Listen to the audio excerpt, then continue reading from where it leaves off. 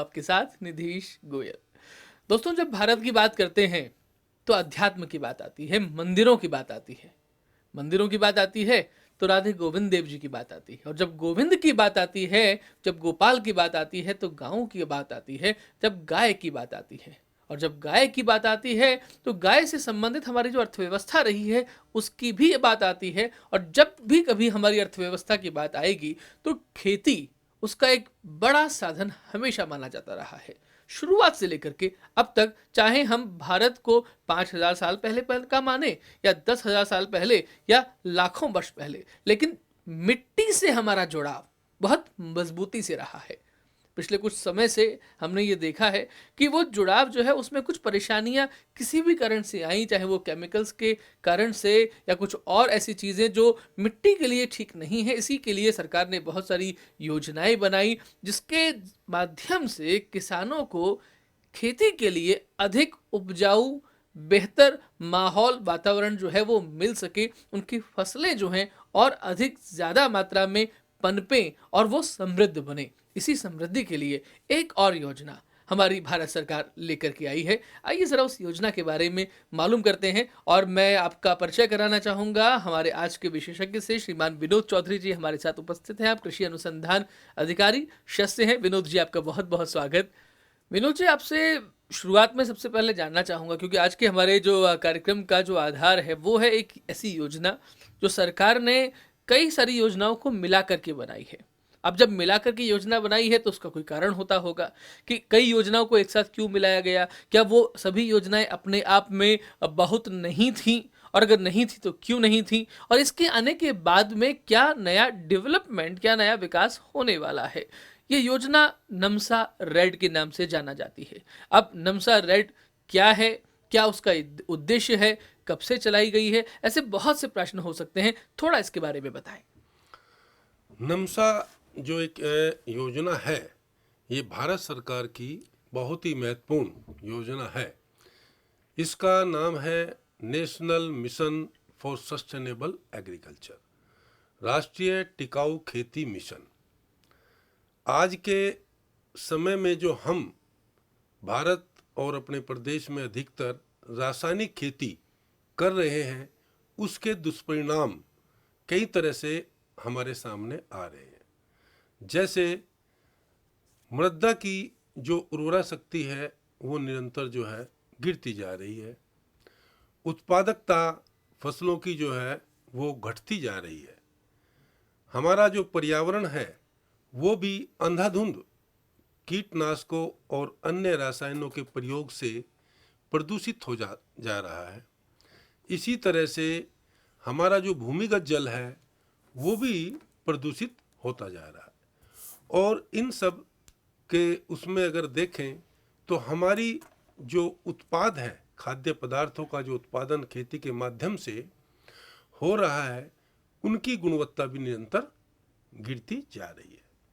और इसका कुल मिला के जो हमारा मानव स्वास्थ्य है उस पर विपरीत प्रभाव पड़ रहा है, और तरह तरह की जो है नई नई बीमारियां उत्पन्न हो रही है। जो हमारे किसान भाई हैं, मजदूर हैं, श्रमिक हैं, उनकी जो कार्य क्षमता है उसमें कमी आ रही है, और उनकी दवाइयों पे और स्वास्थ्य के रखरखाव पर खर्च अधिक आ रहा है, और कुल मिला के उनकी आय में कमी आ रही है। इन सब चीज़ों को ध्यान में रखते हुए भारत सरकार के द्वारा इस योजना का शुभारंभ किया जा रहा है। पहले भारत सरकार के द्वारा संचालित की जा रही जो 4 योजनाएं हैं, एक RADP, rainfed area development programme, वर्षा आधारित क्षेत्र विकास कार्यक्रम। दूसरा राष्ट्रीय सिंचाई मिशन। तीसरा राष्ट्रीय जैविक खेती परियोजना। और चौथा जो है राष्ट्रीय मृदा स्वास्थ्य एवं उर्वरता प्रबंधन। इन चारों को मिला के इस नमसा का शुभारंभ किया गया है।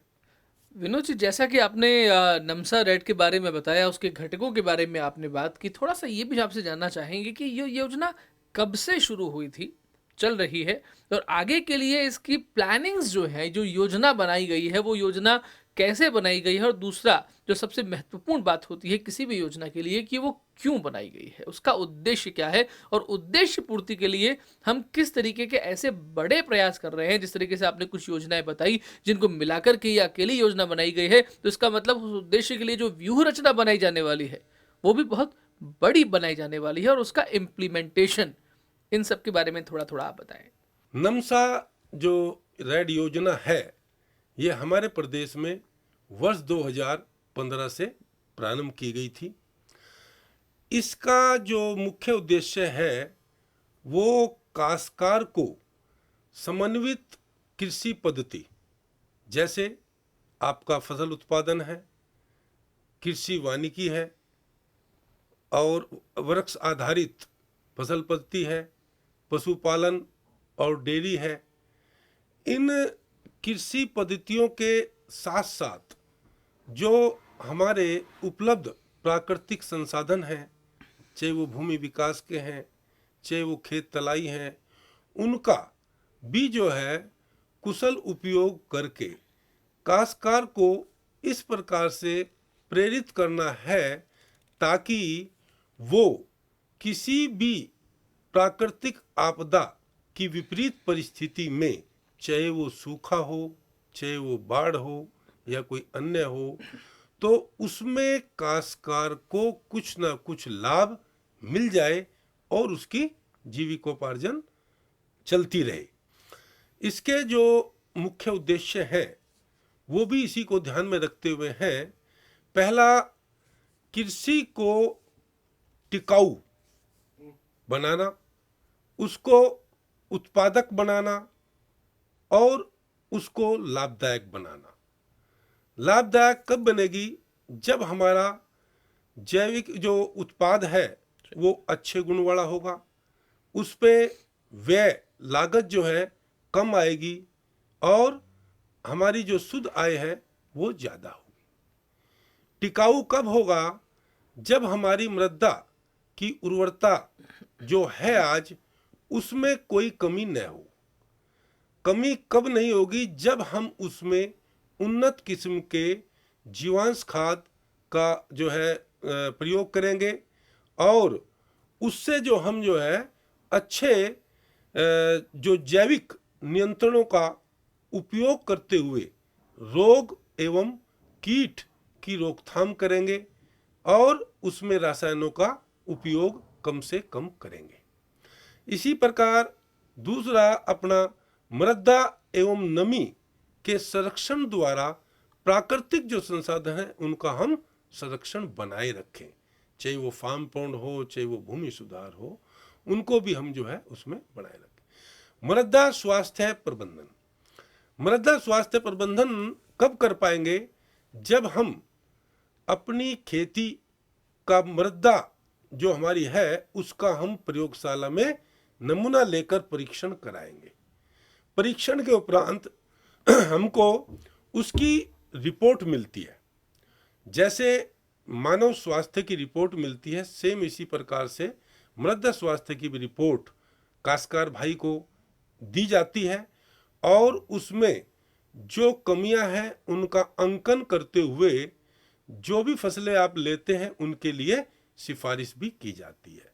तीसरा, आपका जो पर ड्रॉप मोर क्रॉप, यानी हमारी जो जल है, जैसा एक आम धारणा है कि राजस्थान में जल की बहुत कमी है और कमी के साथ साथ उसके सिंचाई जल की गुणवत्ता भी काफ़ी खराब है।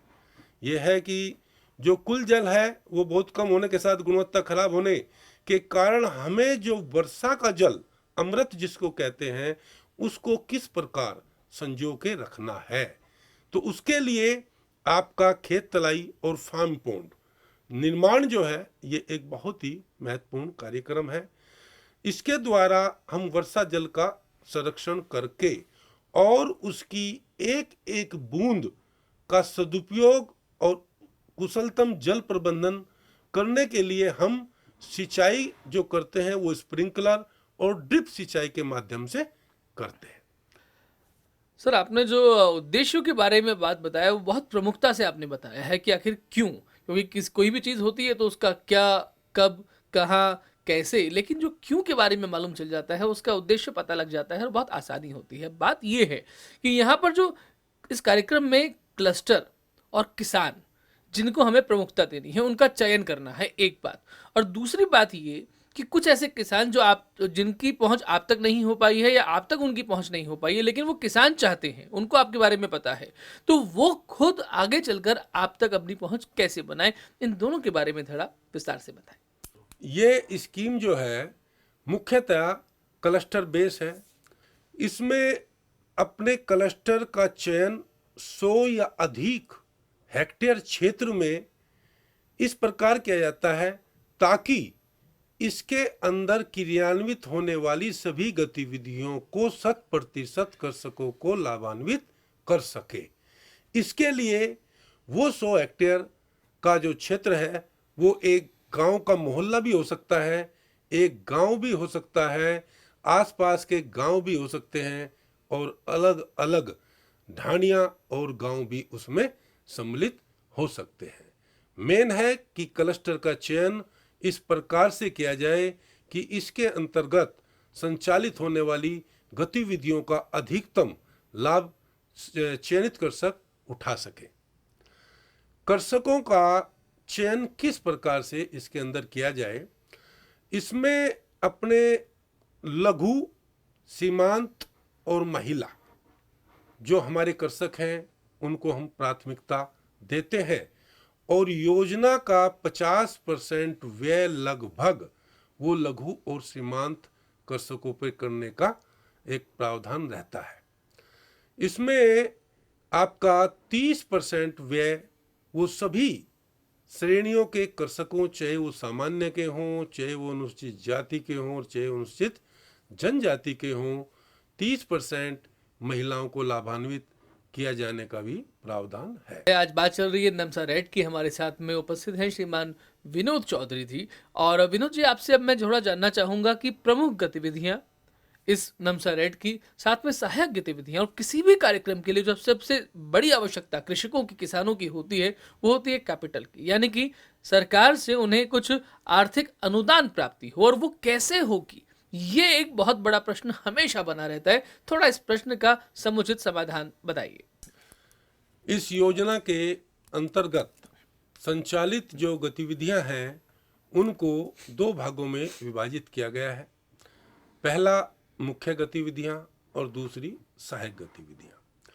मुख्य गतिविधि के अंतर्गत जो है समन्वित कृषि पद्धतियां आती हैं और कृषकों के द्वारा ये क्षेत्र विशेष, जिस क्षेत्र में वो क्लस्टर चयनित है उस क्षेत्र की आवश्यकता के अनुसार एक या अधिक कृषि समन्वित कृषि पद्धतियों का चयन जो है कृषकों द्वारा किया जा सकता है। कृषकों को समन्वित कृषि पद्धति चयन करने में और समय समय पर तकनीकी जानकारियां लेने के लिए उस क्षेत्र में जो संचालित कृषि विज्ञान केंद्र, कृषि अनुसंधान केंद्र, कृषि अनुसंधान उप केंद्र और कृषि विभाग के अधीन संचालित एटीसी के जो संबंधित कृषि वैज्ञानिक हैं उनका भी राय जो है, सुझाव समय समय पर लिया जाता है। इसमें मुख्यतः हम जो है 4 प्रकार की समन्वित कृषि पद्धतियां अपनाते हैं। पहला है पशुपालन डेयरी आधारित समन्वित कृषि पद्धति। इस पद्धति के अंतर्गत हम उन्नत नस्ल के पशु, गाय या भैंस जो दूध अच्छा ढंग से अच्छा उत्पादन देती हों उनको लेते हैं और उसके साथ साथ फसल पद्धति भी ली जाती है। इसमें समन्वित जो पशुपालन डेयरी पद्धति है इसके अंतर्गत कृषकों को प्रति हेक्टेयर 40,000 रुपये का अनुदान दिया जाता है। इसमें से 30,000 रुपये पशु क्रय करने के लिए दिया जाता है और 10,000 रुपये फसल प्रति, जिसमें वह चारा उत्पादन करता है उसके लिए दिया जाता है। पशुपालन क्रय में 30,000 रुपये का जो हमारा प्रावधान है, उसमें पशु की कीमत है, उसका बीमा है, उसका ट्रांसपोर्ट है और पशुओं का क्रय राज्य स्तरीय, जिला स्तरीय पशु मेले, राज्य राष्ट्रीय कृषि पशु जो हैं उनके संस्थान वहाँ से, या बहुतायत जो अच्छे नस्ल के क्षेत्र है वहाँ से भी जो है एक क्रय समिति के माध्यम से इनका क्रय किया जा सकता है। इसमें अगर फसल पत्ती की बचत है तो उस राशि का उपयोग पशु क्रय करने में भी किया जा सकता है। दूसरी उद्यानिकी आधारित है, इसमें हमारा जो है वो प्रोविजन 25,000 रुपये प्रति हेक्टेयर का रखते हैं। इसमें उद्यानिकी फसलों के उत्पादन करने के साथ साथ फसल उसके बीच में इंटरक्रॉपिंग के रूप में सब्जियों और दलहन का उत्पादन किया जाता है। 15,000 रुपये उद्यानिकी, जिसमें उनके आदान है, खड्डा खुदाई है और आपके झूपा बंधाई है आदि क्रियाओं के लिए, और 10,000 रुपये फसल उत्पादन के लिए दिया जाता है। इसमें भी यदि राशि की बचत होती है तो वो कृषि पद्धति के अंतर्गत व्यय की जा सकती है। तीसरा हमारा जो है एक वृक्ष आधारित जो फसल पद्धति है, समन्वित कृषि पद्धति है, वो अपनाई जाती है। इसके अंतर्गत जो है वो 15,000 रुपये प्रति हेक्टेयर का जो है प्रावधान रखा गया है। इसमें आपके जो खेत है उसके चारों ओर पेरीफेरी पर 4 मीटर की दूरी पर फलदार, कम बढ़वार के, अधिक आर्थिक महत्व के पौधों को लगाया जाता है और उसके बीच में फसलों का उत्पादन किया जाता है। इसी प्रकार भेड़ बकरी समन्वित कृषि पद्धति भी है, उसमें उन्नत किस्म की हमारी जो भेड़ बकरी है उनको क्रय किया जाता है और साथ साथ जो है उसमें भी पाश्चर उत्पादन या फसल उत्पादन के लिए भी जो है अनुदान दिया जाता है। इसी तरह से सहायक गतिविधि के अंतर्गत पहला जो है, क्योंकि जैविक खेती के लिए जीवांश खाद की बहुत ही आवश्यकता होती है, उसको दृष्टिगत रखते हुए आपके स्थायी वर्मी कंपोस्ट इकाई निर्माण पर अनुदान दिया जाता है। इसमें 50,000 रुपये प्रति इकाई का अनुदान राष्ट्रीय बागवानी मिशन के तहत जारी दिशा निर्देशों के अनुसार दिया जाता है। उसका जो आकार है वो 800 घन मीटर होता है। 125 रुपये प्रति घन मीटर जो है उसकी इकाई लागत होती है। इस प्रकार इकाई लागत 1 लाख रुपए हुई। इकाई लागत का 50% या 50,000 रुपये प्रति स्थायी वर्मी कंपोस्ट इकाई में से जो भी कम हो वो कृषक को अनुदान सहायता दी जाती है। इसमें आपका जो खाद है लगातार मिलता रहे, इसके लिए उसमें 2 या अधिक पिट जो है वो बनाए जाते हैं। दूसरा कृषक प्रशिक्षण का प्रावधान रखा है। इसमें 4 कृषक प्रशिक्षण दिए जाते हैं। प्रत्येक 2 दिवसीय एक कृषक प्रशिक्षण के लिए राशि 10,000 रुपये का प्रावधान रखा गया है। आपका बहुत धन्यवाद विनोद जी, जो आपने नमसा रेड, जिसे कि हम राष्ट्रीय टिकाऊ खेती मिशन के नाम से भी जानते हैं, और जिसके बारे में आपने इतनी ज्ञानवर्धक जानकारी हमारे किसान भाइयों, हमारे दर्शकों तक पहुंचाई है। मैं इस बात को लेकर पूरी तरह आशान्वित हूं कि जब हम अगले कार्यक्रम में आपके साथ बैठेंगे तो कुछ और बेहतर जानकारी और अधिक जानकारी और नई जानकारी हमारे दर्शकों तक पहुंचाने का पूरा प्रयास करेंगे। इसी के साथ मैं आपको धन्यवाद देते हुए सभी किसान भाइयों को, सभी हमारे दर्शकों को भी धन्यवाद देता हूं। नमस्ते, जय भारत।